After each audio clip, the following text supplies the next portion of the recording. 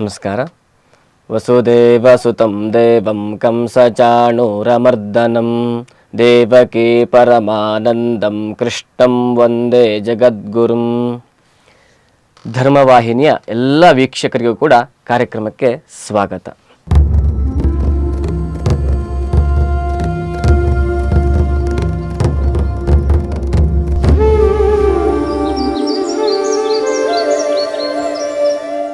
ಇವತ್ತಿನ ದಿವಸ ಭೀಷ್ಮಾಚಾರ್ಯರು ಶರಶಯ್ಯೆಯಲ್ಲಿ ಅಂದರೆ ಬಾಣದ ಮೇಲೆ ಮಲಗಿರುವಂತಹ ಸಂದರ್ಭದಲ್ಲಿ ಯುಧಿಷ್ಠಿರನಿಗೆ ಹಲವಾರು ಉಪದೇಶಗಳನ್ನು ಮಾಡ್ತಾರೆ.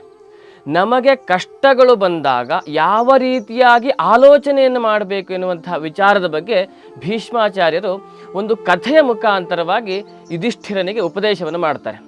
ಒಂದು ತಟಾಕ ಅಂದರೆ ಒಂದು ಕೆರೆ ಇರುವಂಥದ್ದು. ಆ ಕೆರೆಯಲ್ಲಿ ಹಲವಾರು ಮೀನುಗಳು ಇದ್ವಂತೆ. ಆ ಮೀನುಗಳ ಮಧ್ಯದಲ್ಲಿ ವಿಶೇಷವಾಗಿ 3 ಮೀನುಗಳು ಇದ್ದವು. ಯಾವುದು ಅಂತಂದರೆ ಪ್ರತ್ಯುತ್ಪನ್ನಮತಿಯಾಗಿರ್ತಕ್ಕಂತಹ ಒಂದು ಮೀನು, ಮತ್ತೊಂದು ದೂರದರ್ಶಿಯಾಗಿರ್ತಕ್ಕಂತಹ ಒಂದು ಮೀನು, ಇನ್ನೊಂದು ದೀರ್ಘಾಸೂತ್ರಿಯಾಗಿರ್ತಕ್ಕಂತಹ ಒಂದು ಮೀನು. ಪ್ರತ್ಯುತ್ಪನ್ನಮತಿ ಅಂದರೆ ಏನು? ಪ್ರತ್ಯುತ್ಪನ್ನಮತಿ ಅಂತಂದರೆ ನಾವು ಯಾವ ಸಂದರ್ಭದಲ್ಲಿದ್ದೇವೋ ಆ ಸಂದರ್ಭಕ್ಕೆ ಸರಿಯಾಗಿ ರಿಯಾಕ್ಟ್ ಮಾಡುವಂಥದ್ದನ್ನು ಪ್ರತ್ಯುತ್ಪನ್ನಮತಿ ಅಂತ ಹೇಳುವಂಥದ್ದು. ದೂರದರ್ಶಿ ಅಂದರೆ ಮುಂದೆ ಈ ಕಷ್ಟ ಬರುವಂಥದ್ದು, ಈ ಕಷ್ಟಕ್ಕೆ ನಾನು ಈಗಲೇ ಸಿದ್ಧವಾಗಿರಬೇಕು ಎನ್ನುವಂಥ ವಿಚಾರ ಮಾಡುವಂತಹ ಒಂದು ಬುದ್ಧಿಶಕ್ತಿಗೆ ದೂರದರ್ಶಿ ಎನ್ನುವಂಥ ರೀತಿಯಲ್ಲಿ ಹೇಳುವಂಥದ್ದು. ದೀರ್ಘಾಸೂತ್ರಿ ಅಂದರೆ ನಾಳೆ ಕಷ್ಟ ಬರುತ್ತಾ, ನಾಳೆ ನೋಡೋಣ, ಕಷ್ಟ ಬಂತ ಮುಗಿದ ಮೇಲೆ ನೋಡೋಣ, ಆಮೇಲೆ ನೋಡೋಣ, ಈ ರೀತಿಯಾಗಿ ಆಲಸಿಯಾಗಿ ಮುಂದಕ್ಕೆ ಹಾಕಿಕೊಂಡು ಹೋಗುವಂಥದ್ದು ದೀರ್ಘಾಸೂತ್ರಿ ಎನ್ನಿಸಿಕೊಳ್ಳುವಂಥದ್ದು. ಈ 3 ರೀತಿಯಾಗಿರ್ತಕ್ಕಂತಹ ಸ್ನೇಹವನ್ನು ಹೊಂದಿರತಕ್ಕಂತಹ 3 ಮೀನುಗಳು ಆ ತಟಾಕದಲ್ಲಿ, ಆ ಕೆರೆಯಲ್ಲಿ ಇದ್ವಂತೆ.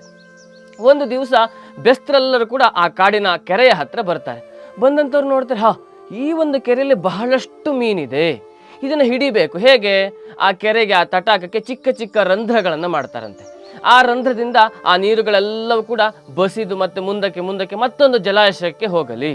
ತದನಂತರದಲ್ಲಿ ಆ ಕೆರೆಯಲ್ಲೇ ಇರ್ತಕ್ಕಂಥ ಕೆಸರಿನಲ್ಲಿ ಮೀನುಗಳು ಉಳಿದುಕೊಂಡು ಹೋಗುತ್ತೆ. ಆ ಮೀನುಗಳನ್ನು ನಾವು ತೆಗೆದುಕೊಂಡು ಹೋಗಬಹುದು ಅಂತ ಆ ಬೆಸ್ತರು ವಿಚಾರವನ್ನು ಮಾಡಿ ಆ ಕೆರೆಗೆ ರಂಧ್ರವನ್ನು ಕೊರೀತಾರಂತೆ. ಯಾವಾಗ ಅವರು ರಂಧ್ರವನ್ನು ಕೊರಿಲಿಕ್ಕೆ ಆರಂಭ ಮಾಡ್ತಾರೋ ಆಗಲೇ ಆ ದೂರದರ್ಶಿಯನ್ನು ಹೊಂದಿರತಕ್ಕಂಥ ಮೀನು ಹೇಳ್ತಂತೆ, ಇಲ್ಲಿ ನಮಗೆ ಕಷ್ಟ ಬರುತ್ತೆ, ಈ ನೀರಿನಲ್ಲಿ ನಾವು ಇರುವಂಥದ್ದು ಅಪಾಯ, ಹೇಗಾದರೂ ಮಾಡಿ ಕಷ್ಟಪಟ್ಟಾದರೂ ಕೂಡ ಆ ಚಿಕ್ಕ ರಂಧ್ರದಲ್ಲಿ ನಾವು ಇಲ್ಲಿಂದ ತಪ್ಪಿಸ್ಕೊಳ್ಳೋಣ, ಆಗ ನಾವು ಬದುಕಲಿಕ್ಕೆ ಸಾಧ್ಯ, ಇಲ್ಲ ಅಂದರೆ ನಾಳೆ ನಮ್ಮ ಪ್ರಾಣಕ್ಕೆ ಕಂಟಕವಾಗತ್ತೆ ಅಂತ ಹೇಳಿ ಆ ದೂರದರ್ಶಿಯನ್ನು ಹೊಂದಿರತಕ್ಕಂಥ ಮೀನು ಹೇಳ್ತಂತೆ. ಆಗ ಪ್ರತ್ಯುತ್ಪನ್ನಮತಿ ಹೇಳ್ತಂತೆ, ಕಷ್ಟ ಬಂದಾಗ ನೋಡೋಣ, ಅವಾಗ ನಮಗೆ ಉಪಾಯ ಸಿಗತ್ತೆ ಅಂತ ಹೇಳತ್ತಂತೆ. ಇದು ದೀರ್ಘಾಸೂತ್ರಿ, ನಾಳೆ ನೋಡೋಣ, ಮತ್ತೆ ನೋಡೋಣ ಅಂತ ಒಂದು ಆಲಸಿತನದಿಂದ ಹೇಳ್ತಂತೆ. ಇದು ಮೊದಲೇ ಯೋಚನೆ ಮಾಡಿಬಿಟ್ಟು ದೂರದರ್ಶಿ ಕಷ್ಟಪಟ್ಟು ಆ ಒಂದು ರಂಧ್ರದಲ್ಲಿಯೇ ತಪ್ಪಿಸಿಕೊಂಡು ಮತ್ತೊಂದು ಜಲಾಶಯಕ್ಕೆ ಹೋಗ್ಬಿಡ್ತು. ಆ ದಿವಸ ಕಳೆಯಿತು. ಮರು ದಿವಸ ಬೆಸ್ತರೆಲ್ಲ ಬರ್ತಾರೆ. ಆಗ ಆ ಸಂಪೂರ್ಣ ನೀರೆಲ್ಲವೂ ಖಾಲಿಯಾಗಿಬಿಟ್ಟು ಆ ಒಂದು ಕೆರೆಯಲ್ಲಿ ಬರೇ ಕೆಸರುಗಳು ತುಂಬಿರುವಂಥದ್ದು. ಆ ಕೆಸರಿನ ಚಿಕ್ಕ ಚಿಕ್ಕ ಮೀನುಗಳೆಲ್ಲ ಕೂಡ ಅಲ್ಲಿ ಅಡಗಿ ಇರುವಂತಹ ಒಂದು ನೀರುಗಳಲ್ಲಿಯೇ ತಾವು ತಮ್ಮ ರಕ್ಷಣೆಯನ್ನು ಮಾಡಿಕೊಳ್ತಾ ಬರ್ತಾವಂತೆ. ಆಗ ಇನ್ನೇನು ಸಿಕ್ಕಿದೇವಲ್ಲ ಅಂತ ಅಂದುಕೊಂಡು ಆ ಬೆಸ್ತರೆಲ್ಲರೂ ಕೂಡ ಆ ಮೀನನ್ನು ಹಿಡ್ಕೊಳ್ತಾರೆ. ಹಿಡ್ಕೊಂಡ್ಬಿಟ್ಟು ಏನಾಗಿದೆ, ಕೆಸರಲ್ಲಿ ಗಲೀಜಾಗಿದೆ. ಆ ಗಲೀಜಾದ ಮೀನನ್ನು ಶುಭ್ರಗೊಳಿಸುವುದಕ್ಕೋಸ್ಕರವಾಗಿ ಮತ್ತೊಂದು ಜಲಾಶಯದಲ್ಲಿ ತೊಳಿತಾ ಇರುವಂತಹ ಸಂದರ್ಭ. ಆಗ ಪ್ರತ್ಯುತ್ಪನ್ನವನ್ನು ಹೊಂದಿರತಕ್ಕಂಥ ಮೀನು ಯೋಚನೆ ಮಾಡಿದಂತಹ, ಇದು ಸರಿಯಾದ ಸಮಯ, ಕಷ್ಟ ಈಗ ನನಗೆ ಬಂದಿದೆ, ಈಗ ತಪ್ಪಿಸ್ಕೊಂಡ್ರೆ ಮಾತ್ರ ನನ್ನ ಪ್ರಾಣ ಉಳಿಯತ್ತೆ, ಇಲ್ಲ ಅಂದರೆ ನಾನು ಸತ್ತು ಹೋಗ್ತೀನಿ ಅಂತ ಅವರ ಕೈಯಿಂದ ನುಣುಚಿಕೊಂಡು ಆ ಮತ್ತೊಂದು ಜಲಾಶಯದಲ್ಲಿ ತಪ್ಪಿಸ್ಕೊಂಡು ಬದುಕೊಳ್ತಂತೆ. ಆದರೆ ಈ ದೀರ್ಘಾಸೂತ್ರಿ ಎನ್ನುವಂಥ ಮೀನೇನು ಮಾಡ್ತು, ಈಗ ಕಷ್ಟ ಬಂದಿದೆ, ಈಗ ನಾನು ಇವ್ರ ಕೈಯಲ್ಲಿ ಸಿಕ್ಕಾಕೊಂಡ್ರೆ ಸತ್ತು ಹೋಗ್ತೀನಿ ಎನ್ನುವಂಥ ಯೋಚನೆಯನ್ನು ಮಾಡಿದೆ. ಹೇಗೋ ಬದುಕ್ಬೋದು, ನಾನು ಇವರಿಂದ ಏನಾದರೂ ನನಗೆ ಒಳ್ಳೇದಾಗ್ಬೋದು ಅಂತಲೇ ಯೋಚನೆ ಮಾಡ್ತಾ ಅವರು ಆ ಮೀನನ್ನು ತೊಳಿತಾರೆ. ಆ ಮೀನಲ್ಲಿರ್ತಕ್ಕಂಥ ಗಲೀಜನ್ನೆಲ್ಲವನ್ನ ಕೂಡ ಕ್ಲೀನ್ ಮಾಡ್ತಾರೆ. ತದನಂತರದಲ್ಲಿ ಆ ಮೀನನ್ನು ತಮ್ಮ ಮನೆಗೆ ತೆಗೆದುಕೊಂಡು ಹೋಗ್ತಾರೆ.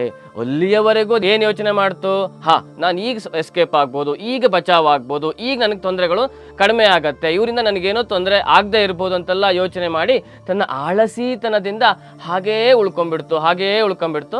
ಕಟ್ಟ ಕಡೆಯಲ್ಲಿ ಆ ಬೆಸ್ತರ ಮನೆಯಲ್ಲಿ ಅಡಿಗೆಯಲ್ಲಿ ತಾನು ಬೆಂದು ಸತ್ತು ಹೋಯಿತು. ಈ ಕಥೆಯನ್ನು ಹೇಳಿ ಆ ಭೀಷ್ಮಾಚಾರ್ಯರು ಹೇಳ್ತಾರೆ ಯುಧಿಷ್ಠಿರನಿಗೆ, ನಿನಗೂ ಕೂಡ ಕಷ್ಟಗಳು ಬರುತ್ತೆ. 3 ರೀತಿಯಲ್ಲಿ ನೀನು ಯೋಚನೆ ಮಾಡಬಹುದು. ಒಂದು, ಮುಂದೆ ಕಷ್ಟ ಬರುತ್ತೆ, ಇದಕ್ಕೆ ನಾನು ಸಿದ್ಧವಾಗಿರಬೇಕು, ಇದಕ್ಕೆ ಪರಿಹಾರ ಇದನ್ನು ನಾನು ಮಾಡ್ಕೋಬಹುದು ಅಂತ ಯೋಚನೆ ಮಾಡು. ಇಲ್ಲ ಅಂತ ಆದರೆ ಪ್ರತ್ಯುತ್ಪನ್ನಮತಿಯಾಗಿ ನೀನು ಯಾವಾಗ ಕಷ್ಟ ಬರುತ್ತಲ್ವ, ಈಗ ತಕ್ಷಣವಾಗಿ ನಾನು ರಿಯಾಕ್ಟ್ ಮಾಡ್ತೀನಿ, ನಾನು ಇದಕ್ಕೆ ಪರಿಹಾರವನ್ನು ಕಂಡುಕೊಳ್ತೀನಿ ಅಂತ ಮುಂದೆ ಹೆಜ್ಜೆಯನ್ನು ಇಡು. ಇಲ್ಲ ಅಂತಂದರೆ ದೀರ್ಘಾಸೂತ್ರಿಯ ಹಾಗೆ ನೀನು ಕೂಡ ಕಷ್ಟ ಬಂದಾಗಲೂ ಕೂಡ ನೆಗ್ಲೆಕ್ಟ್ ಮಾಡಿದೆ ಅಂತ ಆದರೆ, ನೀನು ಸುಮ್ಮನೆ ಕುಳಿತುಕೊಂಡೆ ಅಂತ ಆದರೆ ನಿನ್ನ ಪ್ರಾಣವನ್ನೇ ಕಳೆದುಕೊಳ್ಳುವಂತಹ ಪರಿಸ್ಥಿತಿ ಬರುತ್ತೆ, ನಿನ್ನ ರಾಜ್ಯವನ್ನೇ ಕಳೆದುಕೊಳ್ಳುವಂತಹ ಪರಿಸ್ಥಿತಿ ಬರುತ್ತೆ. ಹಾಗಾಗಿ ಯಾವಾಗಲೂ ಮುಂದಿನದನ್ನು ಯೋಚನೆಯನ್ನು ಮಾಡು, ಅಥವಾ ಪರಿಸ್ಥಿತಿಗೆ ಸರಿಯಾಗಿ ರಿಯಾಕ್ಟ್ ಮಾಡಿದರೆ ಮಾತ್ರ ನಮ್ಮ ಜೀವನದಲ್ಲಿಯೂ ಕೂಡ ನಾವು ಯಶಸ್ಸನ್ನು ಗಳಿಸಬಹುದು. ಇಲ್ಲ ಅಂತ ಆದರೆ ಆ ದೀರ್ಘಾಸೂತ್ರ ಅನ್ನುವಂಥ ಮೀನಿನಂತೆ ನಾವು ಕೂಡ ಆಳಸಿಯಾಗೇ ಕುಳಿತುಕೊಂಡ್ವಿ ಅಂತ ಆದರೆ ನಾವು ಒಂದು ನಾಶವಾಗಿ ಹೊಂದುತ್ತೇವೆ, ಅಥವಾ ಸತ್ತು ಹೋಗುವಂತಹ ಪರಿಸ್ಥಿತಿಯೂ ಬರಬಹುದು. ಹಾಗಾಗಿ ಸರಿಯಾದ ಸಮಯಕ್ಕೆ ಸರಿಯಾಗಿ ಆಲೋಚನೆಯನ್ನು ಮಾಡಿ ಸರಿಯಾದ ಕ್ರಮವನ್ನು ಆ ಕ್ಷಣದಲ್ಲೇ ನಾವು ಮಾಡೋಣ ಅಂತ ಹೇಳ್ತಾ ಈ ಕಾರ್ಯಕ್ರಮವನ್ನು ಇಲ್ಲಿಗೆ ಮುಗಿಸ್ತಾ ಇದ್ದೇನೆ. ಧನ್ಯವಾದಗಳು. ವಿಶೇಷವಾಗಿ ಇಂತಹ ಕಥೆಗಳನ್ನು, ನಮ್ಮ ಧರ್ಮದ ವಿಚಾರಗಳನ್ನು ತಿಳಿದುಕೊಳ್ಬೇಕು ಅಂತಾದರೆ ಈ ಧರ್ಮವಾಹಿನಿಯ ಯೂಟ್ಯೂಬ್ ಚಾನಲನ್ನು ನೀವು ಸಬ್ಸ್ಕ್ರೈಬ್ ಮಾಡಿಕೊಂಡ್ರೆ 10 ಹಲವಾರು ಕಥೆಗಳನ್ನು, 10 ಹಲವಾರು ಹಿಂದೂ ಧರ್ಮದ ವಿಚಾರಗಳನ್ನು ನಾವು ತಿಳಿದುಕೊಳ್ಳಬಹುದು. ಧನ್ಯವಾದಗಳು.